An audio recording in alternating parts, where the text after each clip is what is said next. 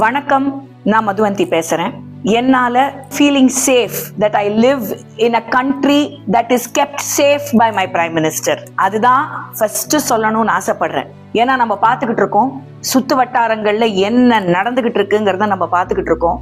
நமக்கும் அது நடந்திருக்க எல்லா வாய்ப்புகளும் இருக்கு. ஆனா one operation Sindoor did it all for us.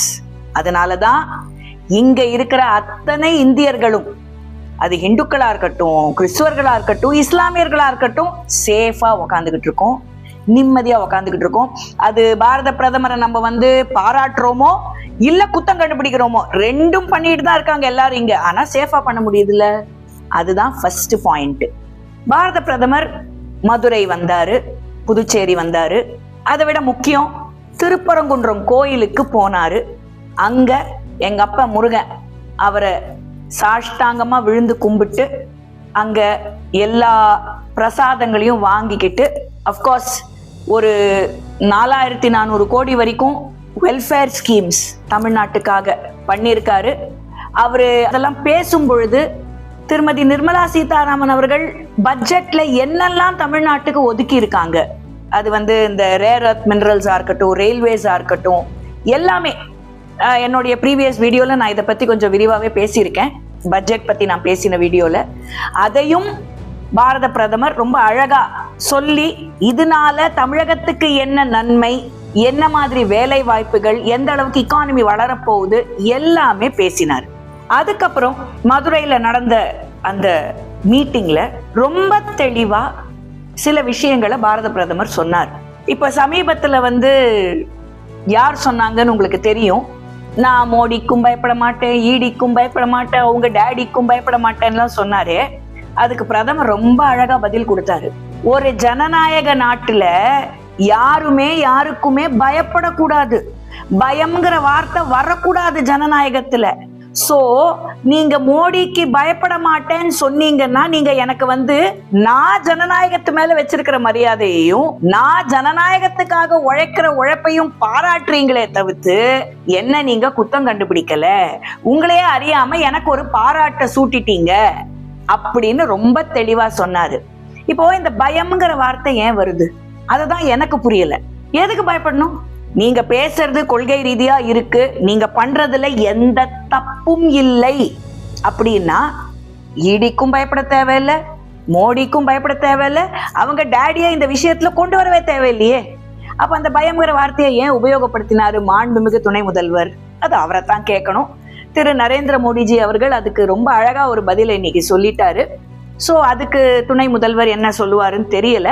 அவங்க அப்பா பர்த்டேல கொஞ்சம் பிஸியா இருந்திருப்பாரு. ஸோ இந்த ஸ்பீச்சை கேட்டாரான்னு தெரியல. ஏன்னா மதுரைக்கும் மாண்புமிகு முதலமைச்சர் போல, துணை முதல்வரும் போல. அதனால அவங்க இதெல்லாம் கேட்டாங்களா என்னன்னு நம்மளுக்கு இன்னும் தெரியாது. ஸோ அவங்க கேட்டு என்ன பதில் கொடுக்குறாங்கன்னு நம்ம பார்ப்போம். அடுத்த விஷயம் ரொம்ப முக்கியமா, our prime minister is an unapologetic practicing Sanatani. இதுல எந்த மாற்று கருத்தும் கிடையாது. அன்அப்பாலஜெட்டிக் பிராக்டிசிங் சனாதனின்னா உடனே ஹிந்துக்களுக்கு மட்டும்தான் சப்போர்ட் அப்படின்னும் கிடையாது. அதே சமயத்துல ஹிந்துக்களுக்கு எதிராக ஒரு விஷயம் நடந்ததுன்னா அதுக்கும் குரல் கொடுப்பார் அப்படிங்கறத பாரத பிரதமர் ரொம்ப தெளிவா இன்னைக்கு சொல்லிட்டாரு. அதுக்கு பேரு தான் செகுலரிசம். ஹிந்துக்களுக்கு எது நடந்தாலும் நாங்க கண்டுக்க மாட்டோம், இங்க உக்காந்துக்கிட்டு ஈரான்ல நடக்கிற பிரச்சனையை பத்தி எல்லாரும் பேசுவோம், ஆனா திருப்பரங்குன்றத்தை பத்தி வாயை திறக்க மாட்டோம் அப்படின்னு சொல்றதுக்கு பேரு செகுலரிசம் கிடையாது, அதுக்கு பேரு கன்வீனியன்ஸ். ஏன்னா ஈரான்ல நடக்கிற விஷயம் அவங்க நாட்டு விஷயம். அங்க இருக்கிற பெண்களே அங்க நடந்திருக்கிற விஷயத்த சப்போர்ட் பண்ணி வீடியோஸும் ட்வீட்ஸும் போட்டுட்டு இருக்காங்க. ஆனா இங்க இருக்கிறவங்க என்னமோ ஒரு சுதந்திர போராட்ட தியாகிய கொன்னா மாதிரி, அங்க என்ன ஹிஸ்டரி இதெல்லாம் எதுவுமே பார்க்காம ஐயோ ஐயோன்னு இங்க ஒரு அலறல், இங்க ஒரு புலம்பல். அது எப்போதுமே அப்படிதானே நடக்கும். இதுக்கு பாரத பிரதமரை வேற, அவரு இஸ்ரேலுக்கு போயிட்டு வந்தாரு, அதுக்கப்புறம் தான் இது நடக்குது. என்னையா இது கதையா இருக்கு? இங்க ஆபரேஷன் சிந்தூர் நடத்தினது பாரத பிரதமர், ஆனா அதுக்கு கிரெடிட் கொடுக்க மாட்டாங்க யாரும். அதெல்லாம் ஒண்ணுமே நடக்கலைங்க, அதெல்லாம் நிஜமாவே நடந்துச்சா என்ன, அதெல்லாம் சும்மா பொய் அப்படின்னு சொல்லிட்டு இஸ்ரேல், அமெரிக்கா, ஈரான் இங்க நடக்கிற பிரச்சனைக்கு பாரத பிரதமர் தான் காரணம்னு ஒரு கும்பல். அதே மாதிரி அங்க இருக்கிற பெண்கள் அவ்வளோ சந்தோஷமா கொண்டாடிக்கிட்டு இருக்காங்க. அந்த வீடியோஸ், அந்த ட்வீட்ஸ் எல்லாம் நம்ம பார்த்துக்கிட்டு தான் இருக்கோம். ஆனா இங்க ஒரு குரூப் ஐயோ எப்படி இப்படி நடக்கலாம், இது ரொம்ப தப்பா போச்சு, இப்படி பேசிக்கிட்டு இருப்பாங்க. ஆனா இவங்க யாருமே திருப்பரங்குன்றம் பிரச்சனை வந்த போது, இந்து சமுதாயத்துக்கு அவ்வளவு பெரிய பிரச்சனை வந்த போது யாருமே பேசல. ஆனா they will call themselves secular and ஹிந்துக்களுக்கும் சப்போர்ட் பண்ற திரு நரேந்திர மோடி அவர்களை கம்யூனல் அப்படின்வாங்க. Not that he cares. அவர் இன்னைக்கு தெளிவா எல்லாத்தையும் சொல்லிட்டாரு. முருக பக்தர்கள் என்டிஏவை ஜெயிக்க வைப்பார்கள் என்று பாரத பிரதமர் திரு நரேந்திர மோடி அவர்கள் இன்னைக்கு ரொம்ப தெளிவா, ரொம்ப ஆணித்தனமா, அழுத்தமா சொல்லிட்டாரு. இத நான் எல்லா வீடியோலையும் சொல்லிக்கிட்டு இருக்கேன், இன்னைக்கு நேத்திக்கு சொல்லல. எனக்கு ரொம்ப சந்தோஷமா இருக்கு அதை பாரத பிரதமர் இன்னைக்கு சொல்லியிருக்காருன்னு நினைக்கும் போது ரொம்ப சந்தோஷமா இருக்கு. ஏன்னா சனாதனம்னா அதுதான். சனாதனம் மீன்ஸ் இன்க்ளூசிவ்னஸ். சனாதனம் மீன்ஸ் எல்லா மதத்தையும் நம்ம ஒரு மாதிரி அரவணைச்சு போகணும். எந்த மதத்துக்கு பிரச்சனை வந்தாலும் கேள்வி கேட்கணும். ஆனா இந்து மதத்துக்கு மட்டும் பிரச்சனை வந்தா நாங்க கேள்வியே கேட்க மாட்டோம். மத்த மதங்களுக்கு வேற நாட்டுல சம்பந்தமே இல்லாம என்னன்னே தெரியாம ஏதோ ஒண்ணு நடந்தா உடனே நாங்க கேள்வி கேட்போம். அதுக்கும் பாரத பிரதமர் தான் காரணம்னு சொல்லிக்கிட்டு திரியிற மக்களை சரி நம்ம அவங்களெல்லாம் திருத்த முடியாது, அதை விட்டுருங்க. ரொம்ப தெளிவா பாரத பிரதமர் இங்க இருக்கிற ஆன்டை இன்கம்பன்சிய பத்தி அழகா பேசியிருக்காரு. நான் இதுக்கு முன்னாடி போட்ட 2-3 வீடியோஸ்ல நீங்க பாத்தீங்கன்னா நானுமே புள்ளி விவரத்தோட கொடுத்துருக்கேன். என்னென்ன ஸ்கேம்ஸ், என்னென்ன நடந்துட்டு இருக்கு, எந்த அளவுக்கு அது போயிட்டு இருக்கு, எந்த அளவுக்கு இடி தாக்குது அப்படிங்கறத நம்ம பார்த்துக்கிட்டு தான் இருக்கோம். அதை பத்தியும் ரொம்ப தெளிவா பேசினாரு. அது மட்டும் இல்லை, திரு பூர்ணச்சந்திரன் அவர்களுடைய குடும்பத்தையும் சந்திச்சு அவங்களுக்கு ஆறுதல் சொன்னாரு. That is called being a true leader. இது of course நம்ம இங்க இருக்கிறவங்கள்ட்ட எதிர்பார்க்க முடியாது. வீட்டுக்கு கூப்பிட்டு காஃபி கொடுப்பாங்க, அது வேற விஷயம். ஆனா இது நடக்கும். ஏன்னா பாரத பிரதமருக்கு மனித நேயம்னா என்னன்னு தெரியும். ஏன்னா அவர் கிராஸ் ரூட் லெவல்ல இருந்து இந்த பதவிக்கு வந்திருக்காரு. ஒரு கேரவன்ல இருந்து குதிக்கல, இல்ல ஒரு குடும்பத்துல நான் ஒரு பையன் ஒரு பேரன் அப்படிங்கறதுனால அரசியலுக்கு வரல. He has worked his way up. அதனால அவருக்கு தெரியும் மனித நேயம்னா என்ன. there is a loss in a familyனா அது என்ன, அது எந்த அளவுக்கு அந்த குடும்பத்தை பாதிக்குங்கிறது அவருக்கு தெரியும். So the minute he came to Madurai, he made sure he met Purnachandran's family. இப்போ நான் இதெல்லாம் ஏன் சொல்றேன்? கண்டிப்பா நீங்க யோசிப்பீங்க, என்னடா இது பாரத பிரதமர் வந்தாருன்னா உடனே இந்த அம்மா பேசுமான்னு. ஏன்னா these are signs to show NDA's victory. இது நான் மட்டும் சொல்லலையே, எல்லாரும் சொல்லிக்கிட்டு இருக்காங்க. இப்ப சமீபத்துல ஒரு கணக்கே வந்திருக்கு. அந்த கணக்கு என்ன சொல்லுது? இப்போ அதிமுக கூட்டணி, இப்போ 2026 சட்டமன்ற தேர்தலுக்கு அதிமுகவோட கூட்டணி குறைந்தது அப்ராக்சிமேட்லி 41% ஓட்டு வாங்கி ஜெயிக்க போகுது. This is shear math. இதுல நான் ஒன்னும் கதை கட்டல, நான் நரேட்டிவ் செட் பண்ணல, நான் அப்படியே 3D எல்லாம் வச்சு கண்ணா பின்னான்னு வீடியோ எல்லாம் போடல. Shear math. What is the math? 2024 எடுத்து பாருங்க. 2024ல என்ன நடந்துச்சு, பர்சன்டேஜ் ஆஃப் ஓட்ஸ் எப்படி இருந்துச்சு? அதிமுகக்கு 22%, பாஜகக்கு ஒரு 8%, பாமகக்கு 4%, அமமுகக்கு 3%, ஆன்டை இன்கம்பன்சி அப்பவும் இருந்தது 3%. எனக்கு தெரிஞ்சு இப்போ ஆன்டை இன்கம்பன்சி பயங்கரமா இன்க்ரீஸும் ஆயிருக்கும். அதர்ஸ் ஒரு 3%.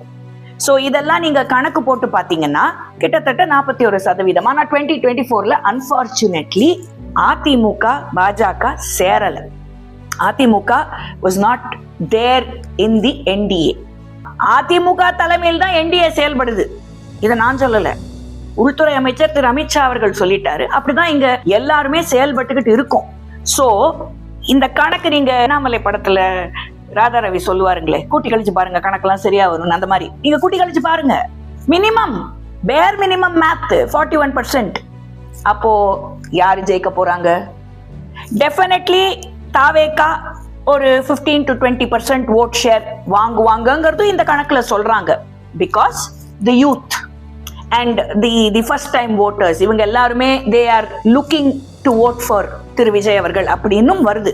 நாம் தமிழர் கட்சி அவங்க எப்போதுமே தனிப்பட்ட முறையில ஸ்டெடியா they are taking a particular percentage. So அது வந்து எனிவேர் பிட்வீன் 5 to 10% வாங்க எல்லா வாய்ப்புகளும் இருக்கு.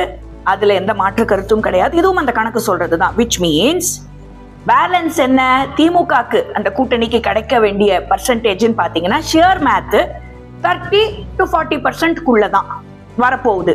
இதுல தாவேகாக்கு கொஞ்சம் முன்ன பின்ன இன்க்ரீஸ் ஆகுதுன்னு வச்சுக்கோங்க.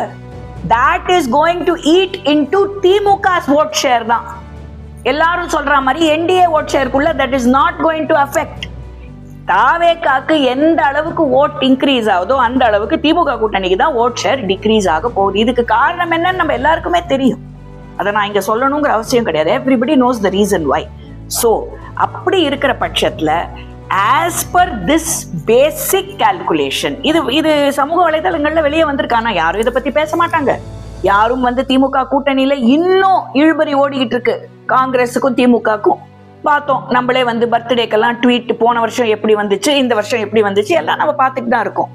ஆனா இன்னும் அந்த இழுபறியை பத்தி யாருமே விரிவா பேச மாட்டாங்க. பேசக்கூடாது, எப்படி பேச முடியும்? அதனால பேச மாட்டாங்க. எவ்வளவோ பிரச்சனைகள் ஓடிக்கிட்டு இருக்கு உள்ள, ஆனா அதெல்லாம் யாரும் சொல்ல மாட்டாங்க. ஆனா இது ஷியர் மேத். இந்த கணக்கு படி பார்த்தோம்னா NDA has a sure shot win. And Bharat பிரதமர் இப்போ இந்த கோ பேக் மோடி, இந்த ஆன்டை மோடி சென்டிமெண்ட் இதெல்லாம் ஓடி போச்சு. என்னைக்கோ the people of Tamil Nadu love the Prime Minister of India. So கண்டிப்பாக பாரத பிரதமர் சொன்ன மாதிரி எங்க அப்பன் திருப்பரங்குன்ற முருகனோட அத்தனை பக்தர்களும் என்டிஏவை தான் ஜெயிக்க வைக்க போறாங்க. இதுல எந்த மாற்று கருத்தும் கிடையாது. வணக்கம். பாரத் மாதா கி ஜெய்.